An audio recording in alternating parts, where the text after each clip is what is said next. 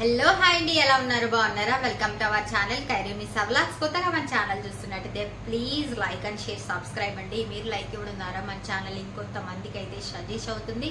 First అయితే like చేయండి, share చేయండి, సబ్స్క్రైబ్ చేసుకోండి. ఈ రోజు టాపిక్ ఏంటంటే, చాలా మంది నన్ను అడిగే కొన్ని కామన్ క్వశ్చన్స్ అండి. లైవ్ లో కానీ వీడియోస్లలో కానీ చాలా మంది అడుగుతుంటారు.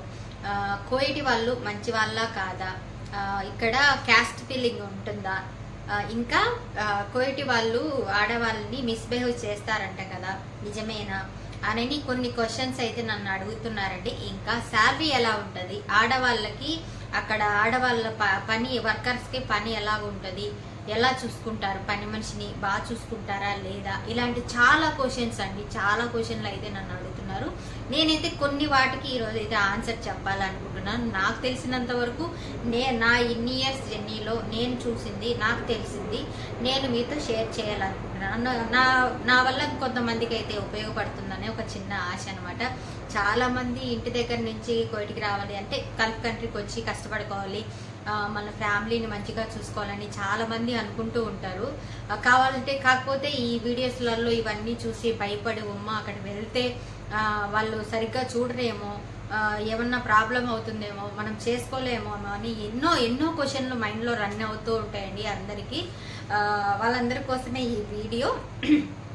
ఫస్ట్ క్వశ్చన్ వచ్చేసి, నన్ను కామన్ గా అడిగే క్వశ్చన్, ఆడవాళ్ళను కోయిటి వాళ్ళు అంటే గల్ఫ్ కంట్రీలో ఇంట్లో పనిచేసే వాళ్ళను మిస్బిహేవ్ చేస్తారా అని అడుగుతున్నారు. చాలా మంది అడుగుతున్నారండి, చాలా మంది ఇదే క్వశ్చన్ అడుగుతున్నారు.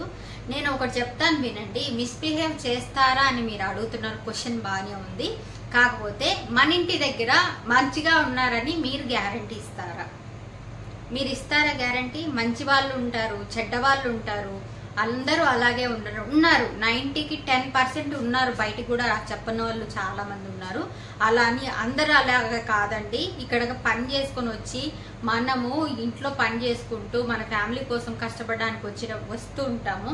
అలాంటి వాళ్ళను మీకు అక్కడ మిస్బిహేవ్ చేస్తా అంట కదా, మిమ్మల్ని అలా చూస్తారంట కదా, ఇలా చూస్తారంట కదా, ఇలా చాలా బ్యాడ్ గా క్వశ్చన్స్ అయితే అడుగుతూ ఉంటారు. ఒకటి చెప్తాను వినండి. ఎక్కడా మంచి లేదు, అలా అని ఎక్కడా చెడు లేదు. మంచితనం ఉంటది, చెడు ఉంటది, రెండు ఉంటాయి. మనం ఉండేది భూమి పైన, మనం మనుషులం అన్నమాట. అందరూ అలా కాదండి. నాకు తెలిసినంత వరకు అలాంటి వాళ్ళు ఎవరు లేరు. ఉన్నారంటే వాళ్ళ బిహేవియర్ ఎలా ఉందో అది కూడా గమనించాలి.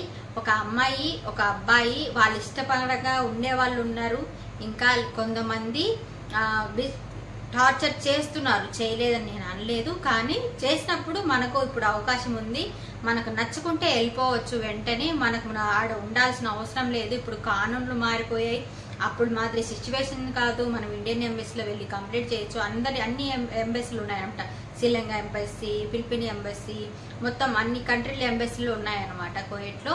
మీకు ఏదైనా ప్రాబ్లం వస్తే వాళ్ళ ఎంబసీకి వెళ్ళి కంప్లైంట్ చేయొచ్చు. మనకు నచ్చుకుంటే ఆ పని, మనకేమన్నా ప్రాబ్లం ఉంటే, మనకి ఏదైనా మిస్బిహేవ్ చేస్తుంటే మనం కంప్లైంట్ చేయొచ్చు, దానిపైన యాక్షన్ కూడా తీసుకుంటారు. ఇప్పుడు అలా ఏం లేదండి. అలా అసలుకి అనుకోవద్దు. అసలు అలాంటివి లేనే లేవు. ఉన్నాయంటే నేను అసలు నమ్మను అనమాట. ఇంకొకటి, క్యాస్ట్ ఫీలింగ్ ఉంటుందా కోయిటిలో? క్యాస్ట్ ఫీలింగ్ ఉంటుందా అంటే, క్యాస్ట్ పెట్టే ఫీలింగ్ అనేది అందరికీ ఉండదండి. వీళ్ళకు ఉండదు అంటే ఉన్నారు, కొంతమంది ఉన్నారు, లేరని నేను అనను. ఉన్నారు. ఒక 90%లో 10% మెంబర్స్ కి అయితే ఉంది అనమాట క్యాస్ట్ ఫీలింగ్ అనేది. అందరికీ కాదండి, కొంతమందికి మాత్రమే అలాంటి క్యాస్ట్ ఫీలింగ్ ఉంది, అందరికైతే లేదు. ఇప్పుడు ఎంతో మంది, ఇక్కడ వేల మంది వర్కర్స్, లక్షల మంది వర్కర్స్ ఉన్నాయి ఇక్కడ.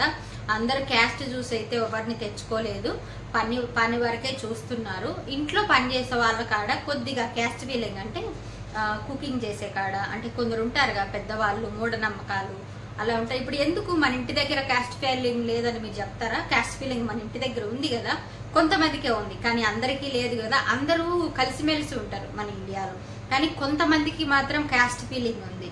అలాగనే ఇక్కడ కూడా సేమ్ మనం ఎలాగనో వీళ్ళు కూడా అలాగే అండి. వీళ్ళు కూడా మనుషులే, వీళ్ళేమన్నా దేవతలు కాదు, అలా అని దయ్యాలు కాదు. వీళ్ళు కూడా మనలాగానే నార్మల్ మనుషులు. మనం ఎలా పుట్టామో వీళ్ళు కూడా అలాగే పుట్టారు. ఏంటి డిఫరెంట్ వీళ్ళకి మనకంటే, వీళ్ళు డబ్బున్న దేశం అనమాట. ఇది చాలా చిన్న దేశం, చాలా అంటే చాలా చిన్న దేశం.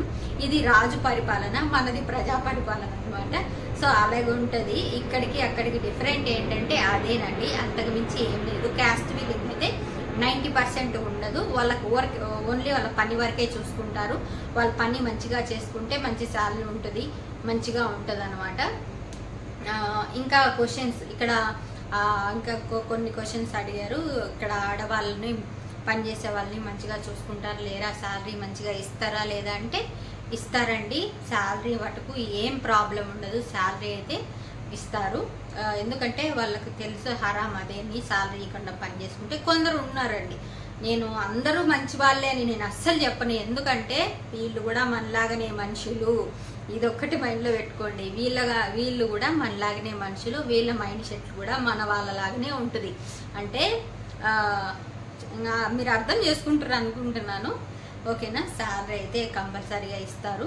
పై ఆదాయం ఏమన్నా తక్కువ ఉండొచ్చు కానీ మన శాలరీ మనకు కంపల్సరీగా అయితే ఇస్తారు. కొందరు ఉన్నారు బెక్కర్ వాళ్ళు, ఇవ్వరు అనమాట, టార్చర్ చేస్తారు పని మనుషుల్ని. శాలరీ ఇవ్వకుండా, ఫుడ్ సరిగా పెట్టకుండా అలా చేస్తుంటారనమాట. అందరూ అయితే కాదండి. ఎవరైనా కొత్తగా కోవిడ్కి రావాలనుకున్న వాళ్ళైతే మీకు తెలిసిన వాళ్ళు వీసా తీస్తేనే రండి. మీకు తెలిసిన వాళ్ళను కనుక్కోండి. ఆ ఇంట్లో ఎలాంటిది, ఎలా ఉంటుంది, వర్క్ శాలరీ పరంగా బాగుంటుందా, ఫుడ్ పరంగా బాగుంటుందా, ఒకవేళ ఏదైనా ప్రాబ్లం వస్తే మీరు ఖచ్చితంగా మాట్లాడరా, ఇవన్నీ మీరు 1కి 10 సార్లు కనుక్కొని మీకు రావాలనుకుంటే రండి. తప్పేం లేదు, వచ్చి చేసి పని. మనం కష్టం చేయండి ఎక్కడ ఎవరు మనీ ఇవ్వరండి. మనం కష్టపడితేనే 10 రూపాయలు సంపాదించుకుంటాం. ఎక్కడైనా, ఇంటి దగ్గరైనా, ఎక్కడైనా, ఇంకెక్కడైనా కానీ కష్టపడితేనే డబ్బులు వస్తాయి. పని అలా అని వాళ్ళు చీటికి మాటికి వాళ్ళకు చెప్పి నాకు అలాగుంది ఇలాగుందంటే కుదరదు అనమాట. మనం ఒక చోటుకు వచ్చినాక, పని చేయడానికి వచ్చినాక మనం అడ్జస్ట్ అవ్వాలి. అడ్జస్ట్ అవ్వడం నేర్చుకోవాలి. మనకి ఇంటి దగ్గర లాగానే ఉండాలి. మనకు వస్తూనే ఫ్రీడమ్ ఇవ్వాలి, వస్తూనే మనకి ఫోన్లు ఇవ్వాలి, వస్తూనే మమ్మల్ని బయటికి పంపించాలి, వస్తూనే మేము తిరగాలి అంటే కుదరదు అనమాట. ఏ దానికైనా టైం అయితే కంపల్సరీగా పడుతుంది. మనల్ని నమ్మాలంటే వాళ్ళు కొద్దిగా టైం తీసుకున్న మనల్ని అబ్జర్వ్ చేస్తారనమాట. కొత్తగా వచ్చినప్పుడు ఏ మనిషి ఎలాంటిది, మనిషి నడవడిక ఎలాగ ఉంటుంది అని చెప్పి ప్రతి చిన్న విషయం కూడా అబ్జర్వ్ చేస్తారండి. ఇప్పుడు మనం కొత్తగా వచ్చిన పని మనుషులు కానీ, డ్రైవర్లు కానీ వాళ్ళ నడవడిక ఎలా ఉంది, వాళ్ళ ముందు ఇలా తల గీరుకోవడం, ముక్కులో చేయి పెట్టుకోవడం, ఇలా గీరుకోవడం, ఇలాంటివి చిన్న పనులు అట్లాంటివి చేయొద్దండి. వాళ్ళు అది ఇష్టపడరు అనమాట, అసహ్యంగా ఫీల్ అవుతూ ఉంటారు. వాళ్ళ ముందు అయితే అస్సలు చేయదు. ఎందుకు మనమైనా ఫీల్ అవుతాం. ఇప్పుడు మన ముందు ఎవరైనా చీదుకుంటా ఇట్లా ఉంటే మనమే చీదరించుకుంటూ ఉంటాం కదా.